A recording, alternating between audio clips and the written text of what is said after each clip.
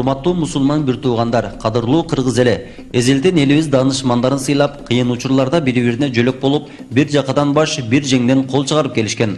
Пайгамбарыбыз саллаллаху алейхи вассалам өз хадисинде: "Ким улууларыбызды урматтабаса, кичүүлөрүбүздү сыйлабаса, аалымдарыбыздын акысын бербесе, бизден эмес" деп айткан.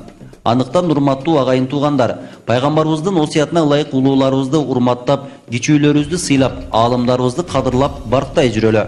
Ал эми ислам дининде маалыматтын чынтөгүн билбей туруп сүйлөө, жалган айтуу жана кимдир бирөөнүн беделине шек келтирүү, аны акарат кылуу чоң күнөө болуп саналат. Албетте, ар бир инсан өзүнүн кылган иши үчүн Аллах Тааланын алдында суралып эсебин берет.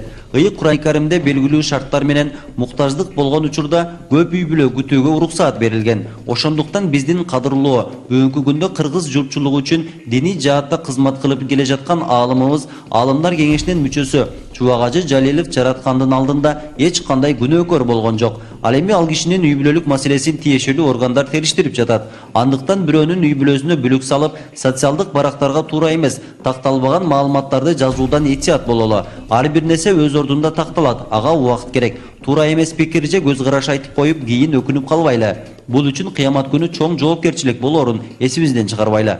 Мусулман мусулмандын жардамында болушу керек. Мусулман адам башка мусулмандарга карата дайыма жакшы күмөндө болуусу шарт. Андыктан келиңиздер, жалпыбыз мамлекеттин бейпилдиги, элибиздин тынчтыгы, ынтымагы үчүн дуа кылып, өлкөбүздүн өнүгүшүнө салымыбызды кошолу. Бирөөнүн үй бүлөлүк маселесин талкуулабай мамлекетибизди гүлдөтүп, экономикабызды көтөрүүгө жардамыбызды берип, балдарыбызды билимдүү кылып тарбиялоого аракет кылалы. Ушактоо, бирөөнүн айыбын ачуу жана каралоо менен биз эч качан өсүп өнүкпөйбүз. Ар бирибиз мамлекет үчүн эмне кылдым деп өзүбүзгө өзүбүз суроо берелик.